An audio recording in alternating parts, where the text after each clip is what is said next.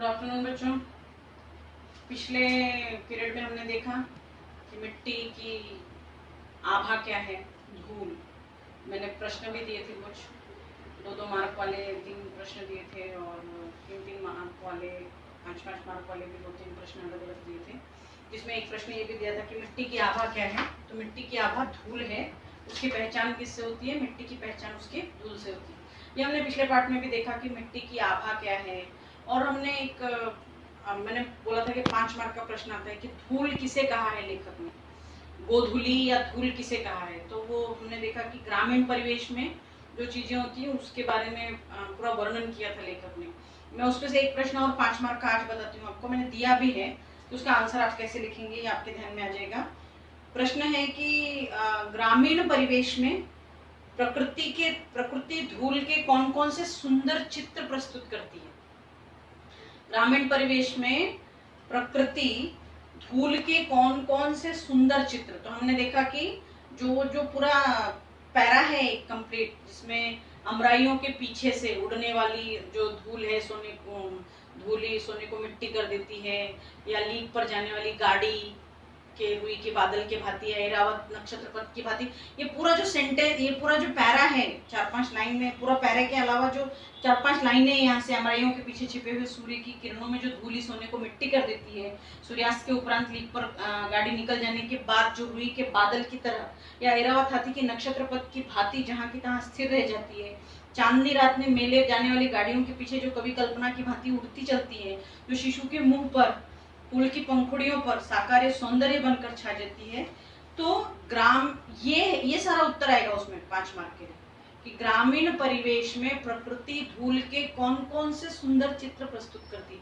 ये सारे सुंदर चित्र प्रस्तुत करती है ग्रामीण परिवेश में। गाँव में प्रकृति धूल के ऐसे सुंदर चित्र प्रस्तुत करती है, जैसे अमराइयों के पीछे छुपे हुए सूर्य की किरणें वो सोने को मिट्टी कर देती हैं, और या फिर लीक पर जाने वाली गाड़ी। ये पूरा उस प्रश्न का उत्तर है। इसके बाद हमने देखा कि गोधूली पर लेखक ने कहा कि गोधूली पर कितने कवियों ने कलम नहीं तोड़ दी, गोधूली की बेला शहर में कहाँ धूल धक्कड़ है।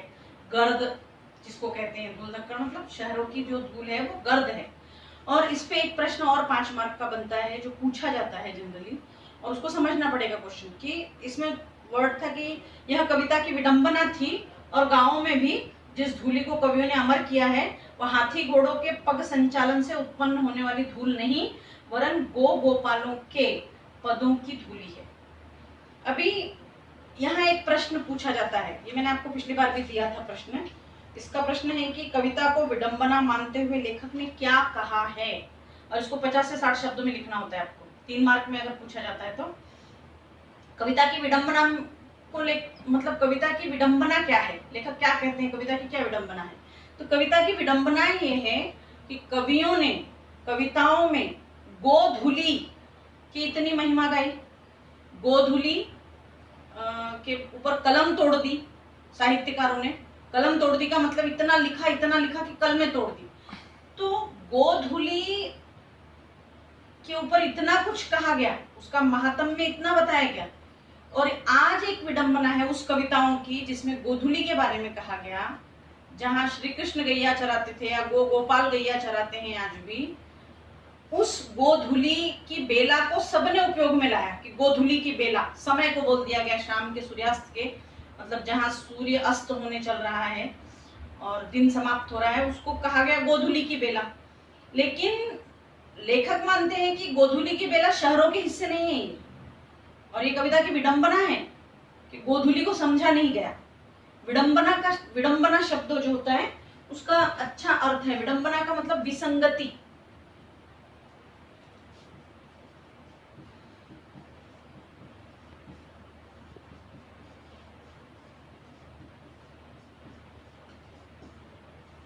या छलना या धोखा देना, मतलब धोखा हो जाना, ये विडंबना है उसकी बहुत बड़ी। कि गोधूली शब्द को इतना उपयोग किया गया गोधूली शब्द का, लेकिन गोधूली शब्द जो काल बताया गया वो सब जगह के लिए उपयोग में नहीं आ सकता, लेखक मानते हैं। क्यों? क्योंकि लेखक का कहना है कि गोधूली मतलब हाथी और घोड़ों के पैरों से भी उड़ने वाली धूल गोधूली नहीं कही जा सकती। राजा महाराजा बहुत सारे हाथी घोड़े लेके चले और उसके पैरों से बहुत धूल उड़े, उनकी सेना के पैरों से धूल उड़े, तब भी उसे गोधूली नहीं कहा जाएगा। वो तो गोपालकों के पदों के संचालन से होने वाली धूल जो उड़ती है उसी को लेखक गोधूली कहते हैं। और वो बड़ी शुद्ध सात्विक धूल है उस ग्रामीण क्षेत्र की, जो शरीर के लिए अच्छी है, लाभदायक है, ये लेखक का मानना है। कैसे, आगे देखेंगे इस पाठ में। लेखक कहते हैं नीच को धूरी समान, वेद वाक्य नहीं है। सती उसे माथे से, योद्धा उसे आंखों से लगाता है। यूसिलिस ने प्रवास से लौटने पर इथाका की धूली चूमी थी। यूक्रेन के मुक्त होने पर एक लाल सैनिक ने उसी श्रद्धा से वहां भी धूल का स्पर्श किया था। श्रद्धा, भक्ति, स्नेह, इनकी चरम व्यंजना के लिए धूल से बढ़कर और कौन साधन है।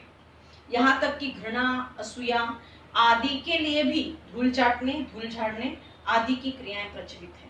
यहाँ लेखक ने बहुत सारे अलग अलग मुहावरों का प्रयोग किया है इस वाक्य में, और कुछ बहुत सूक्ष्म बातें बताने का प्रयास किया है धूल के माध्यम से। कैसे, लेखक कहते हैं नीच को धूरी समान, ये वेद वाक्य नहीं है। नीच को धूरी समान, अब नीच को धूरी समान क्या है?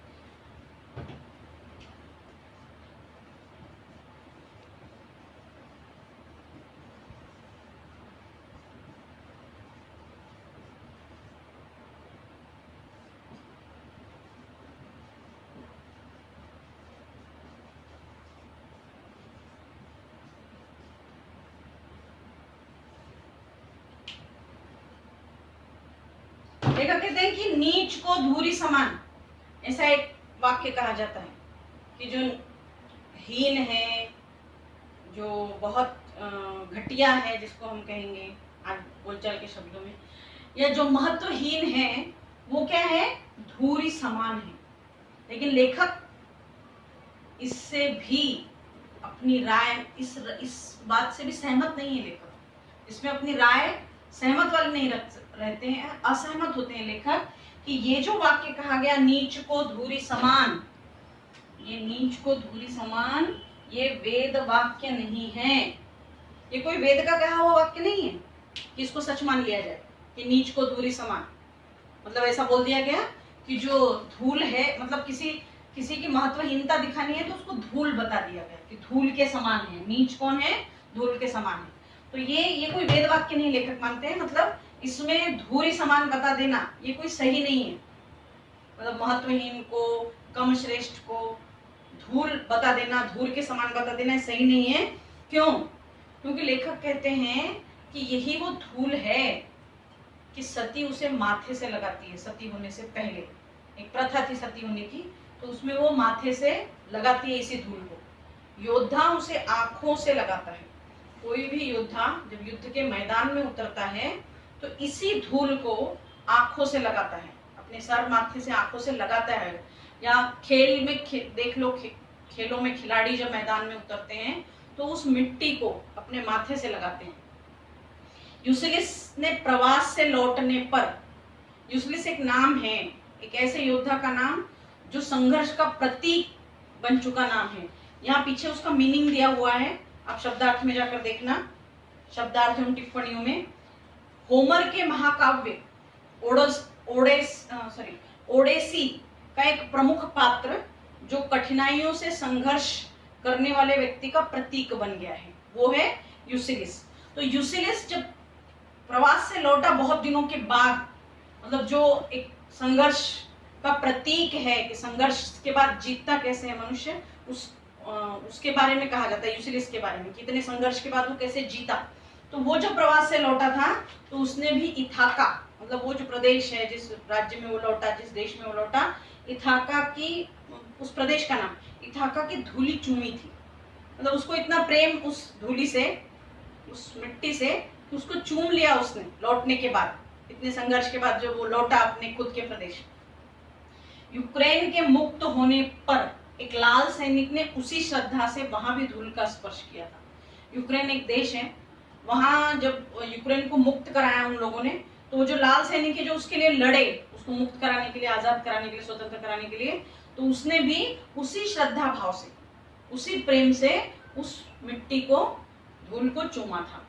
श्रद्धा मतलब लेखक मानते हैं कि श्रद्धा दर्शानी हो, भक्ति दर्शानी हो, स्नेह दर्शाना हो, इनकी चरम व्यंजना के लिए, इनकी चरम व्यंजना, व्यंजना का मतलब है कि किसी शब्द का एक ऐसा अर्थ, विशेष अर्थ उसी के लिए, उस शब्द के लिए।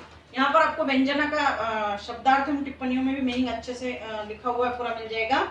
शब्द की वह वृत्ति या शक्ति जिससे उसके सामान्य अर्थ को छोड़कर किसी विशेष अर्थ का बोध होता है। मतलब शब्द की वह शक्ति या वृत्ति या उसकी शब्द की वो आदत जिससे उसके एक विशेष अर्थ का बोध होता है। जैसे विडंबना के लिए शब्द है विसंगति, तो ये उसकी व्यंजना हो गई, उसी का एक अर्थ हो गया। मतलब वह शक्ति जिससे उसके एक अलग अर्थ का, विशेष अर्थ का बोध होता है, सामान्य अर्थ से अलग हटकर।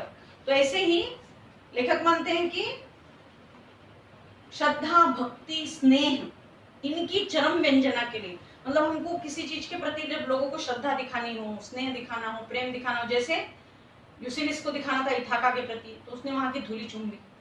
सती को दिखाना होता है उस स्थान के प्रति, तो वो माथे से लगा लेती थी।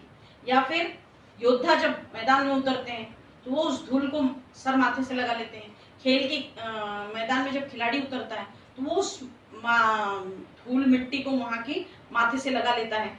तो ये जो श्रद्धा भक्ति है, किसी चीज के प्रति स्नेह है, प्रेम है, या इथाका लौटने पर यूक्रेन के मुक्त होने पर लाल सैनिक श्रद्धा से धूल चूमता है, इथाका लौटने पर यूसिलिस प्रवास से लौटने पर धूल चूम लेता है। तो ये जो स्नेह, प्रेम, श्रद्धा, भक्ति, इसको दर्शाने के लिए धूल से अच्छा कौन सा साधन है? लेखक मानते हैं इससे अच्छा कोई साधन ही नहीं हो सकता। यह सब प्रेम दर्शाने के लिए धूल से बढ़कर अन्य कोई साधन ही नहीं है। लेखक और एक बात कहते हैं इसी के साथ कि यहाँ तक कि अगर घृणा दिखानी हो किसी के प्रति, द्वेष, ईर्ष्या, असूया, मतलब द्वेष, ईर्ष्या दिखाना हो, इसके लिए भी धूल जैसे शब्दों का ही प्रयोग होता है। कैसे? धूल चाटने, धूल झाड़ने आदि क्रियाएं प्रचलित है। मतलब धूल चटा दी हमने, किसी को हरा दिया बहुत जबरदस्त तरीके से, तो हम कहते हैं हमने उसको धूल चटा दी, या धूल झाड़ दी। मतलब बहुत आसानी से उसको हमने, जैसे धूल झटक देते हैं ना, ऐसे बड़ी आसानी से उसको हमने समाप्त कर दिया, धूल झटक कर खड़े हो गए, धूल झाड़ दी, ऐसे। तो ये क्रियाएं प्रचलित हैं, लेखक मानते हैं। मतलब दोनों तरीके से, सकारात्मक तरीके से और नकारात्मक भी कुछ कहना है तो धूल सबसे अच्छा साधन है इन शब्दों को बताने के लिए। अब लेखक धूल और जो दूसरे और बहुत सारे साहित्यिक भाषाओं में धूल के लिए ही शब्द दूसरे आते हैं। जैसे कहीं कहीं धूल शब्द है, कहीं धूली शब्द है, कहीं छोटा ली आ जाता है धूली शब्द, कहीं धूरी कहा जाता है।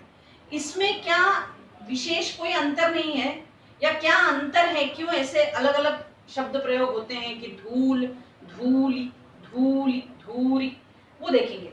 धूल, धूली, धूली, धूरी आदि की व्यंजनाएं अलग अलग हैं। लेखक मानते हैं कि इसको थोड़ा सा अलग अलग अर्थ मिल जाता होगा। धूल जीवन का यथार्थवादी गद्य, धूली उसकी कविता है। फर्क कितना पड़ता है इनके अर्थ में, इसकी व्यंजना में? मतलब इसके विशेष अर्थ क्या बन जाते हैं कि अगर धूल जीवन का यथार्थवादी गद्य है, धूल जो है वो एक यथार्थवादी वास्तविकवादी गद्य है, तो धूली उसकी कविता है।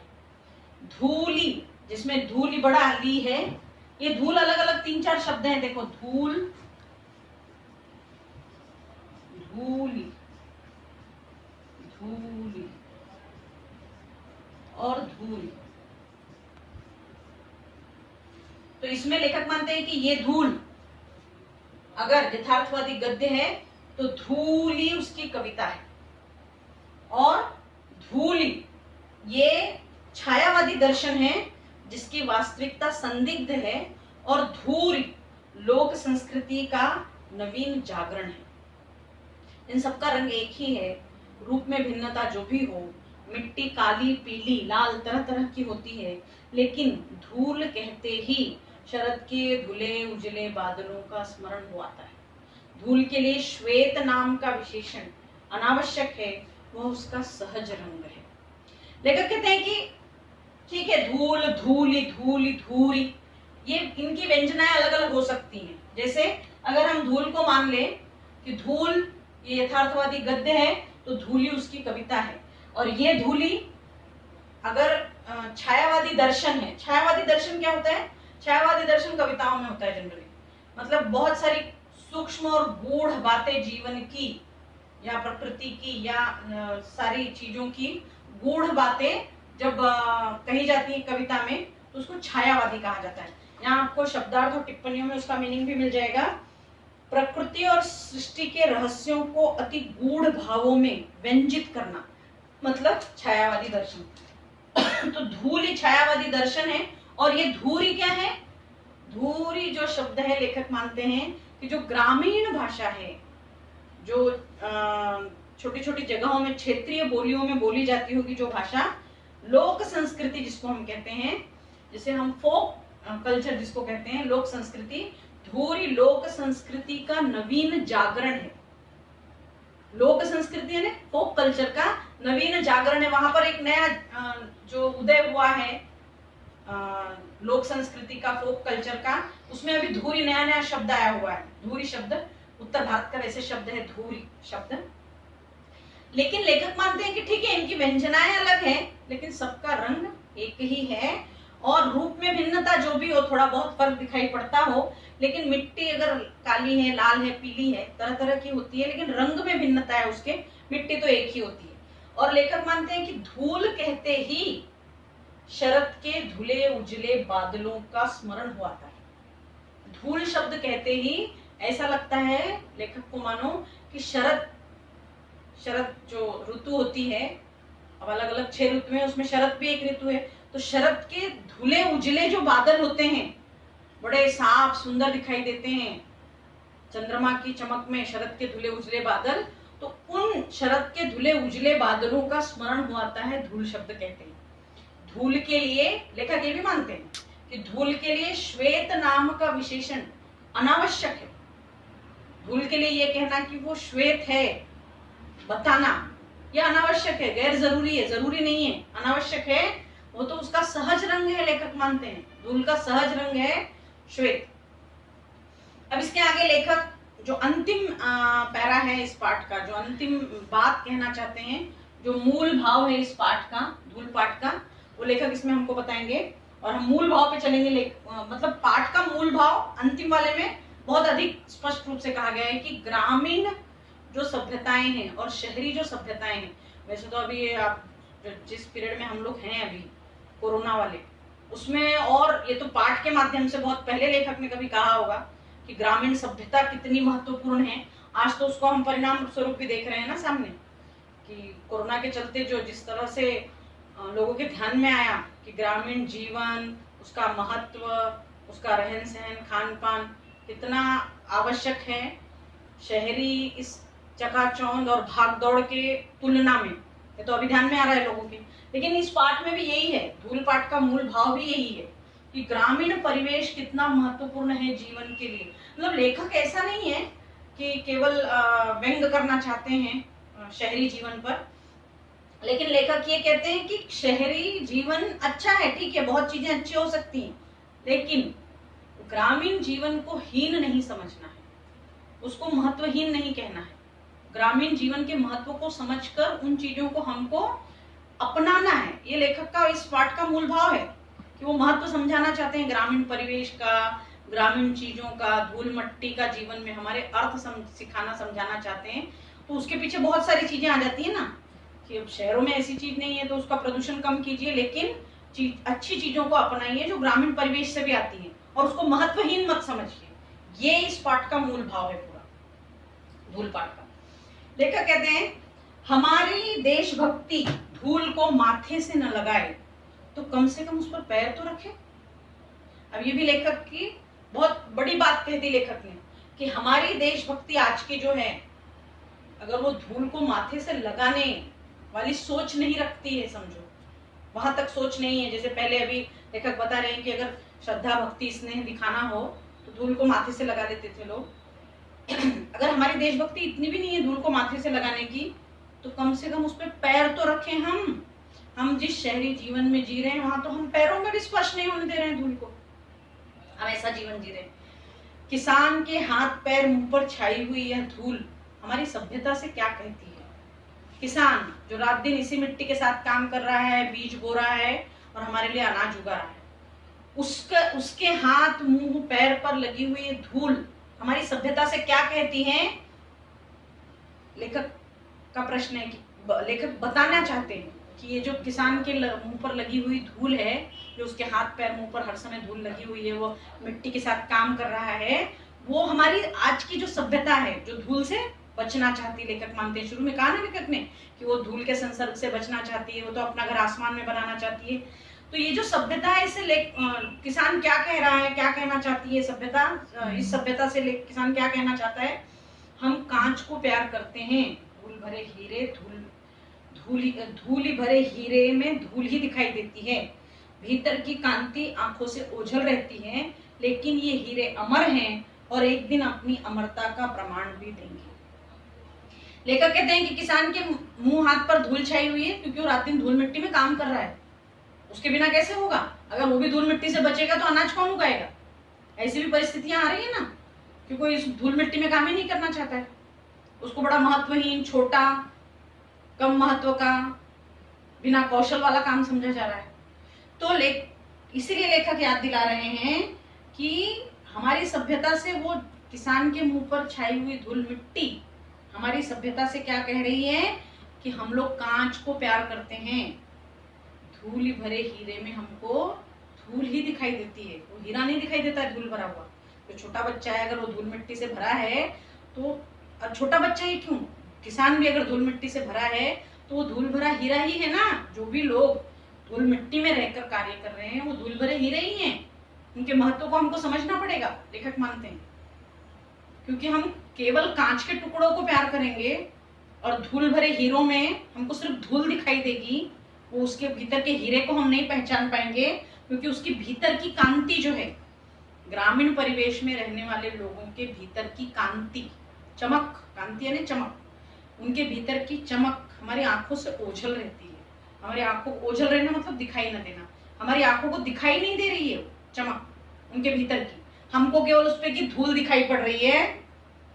लेकिन लेखक कहते हैं कि हमको ये याद रखना चाहिए हमारी सभ्यता को कि ये सचमुच के हीरे हैं और ये अमर हैं, ये टूटने वाले नहीं हैं और एक दिन अपनी अमरता का प्रमाण भी देंगे। एक दिन ये आपको दिखा भी देंगे कि ये कितने अमर हैं, ये टूटने वाले नहीं हैं। शहरों में जिस तरह से लोग जी रहे हैं और कांच के टुकड़े बनकर जी रहे हैं, केवल दिखावट, चकाचौंध है और अंदर से भीतर से बहुत जल्दी टूटने वाले हैं, ऐसे नहीं है ये ग्रामीण परिवेश के लोग। ये सचमुच के हीरे हैं, ये टूटते नहीं हैं जल्दी, कितनी मुसीबतों को झेल जाते हैं पर टूटना नहीं जानते हैं। इसलिए लेखक कहते हैं कि ये सचमुच के अमर हीरे हैं और ये अपनी अमरता का प्रमाण भी देंगे। अभी तो इन्होंने अटूट होने का ही प्रमाण दिया है, अभी तो इन्होंने ये दिखाया कि टूटते नहीं हैं और ये भी दिखाएंगे कि अमर हैं। और लेखक ने यहाँ एक सेंटेंस यूज किया है जिसको मैं लिख देती हूँ तो ध्यान में रहेगा आपके, और इस पे 5 मार्क का प्रश्न भी आता है आपको एक। लेखक कहते हैं कि हीरा वही घन चोट न टूटे,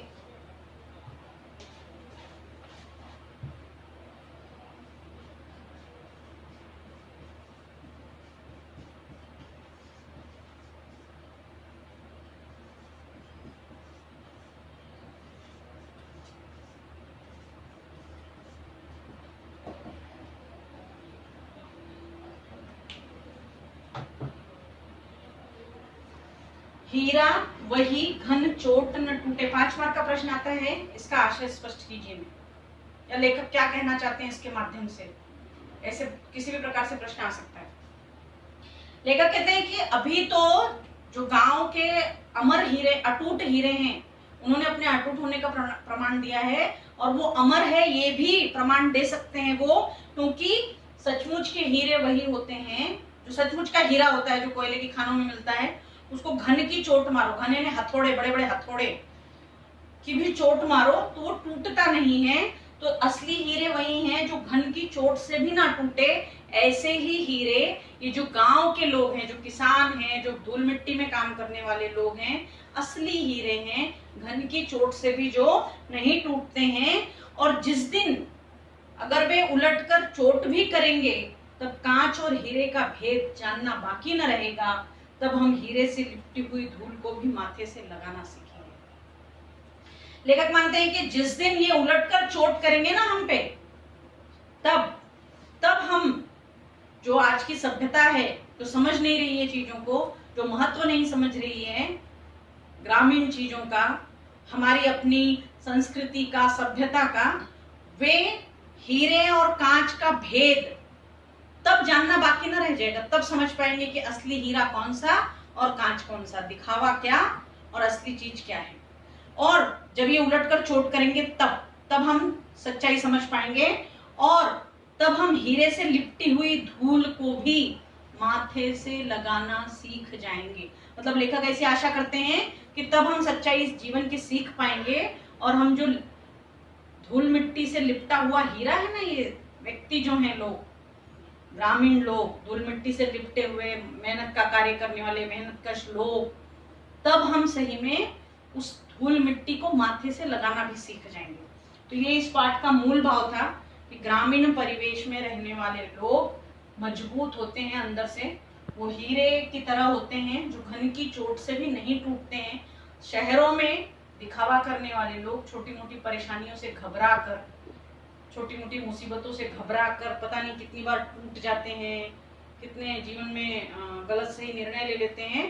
पर ग्रामीण परिवेश में पले बढ़े लोग जो होते हैं, जो बड़े सच्चे हैं, जो अपनी संस्कृति सभ्यता से जुड़े लोग हैं, जो इस मिट्टी से जुड़े लोग हैं, जो सब चीजों को जानते समझते हैं, वो सचमुच के हीरे हैं। वो जिस दिन उलटकर चोट करेंगे तब हम हीरे और कांच का फर्क भी समझ पाएंगे, और हम इस धूल मिट्टी को सर माथे से लगाएंगे। ये इस पूरे पाठ का मूल भाव था, और ये पूरा पाठ था धूल। अब इस पे बचे इस पूरे पाठ को आप पढ़िएगा, शब्दार्थ और टिप्पणियां भी याद से पढ़िएगा, और लिख कर रखिएगा शब्दार्थ और टिप्पणियां नोटबुक में। और इसके ऊपर जो संबंधित प्रश्न है वो मैं आपको इसके बाद भेजूंगी। इसके बाद नेक्स्ट पीरियड में हम देखते हैं अगला लेसन या कविता जो भी रहा। थैंक यू बच्चों।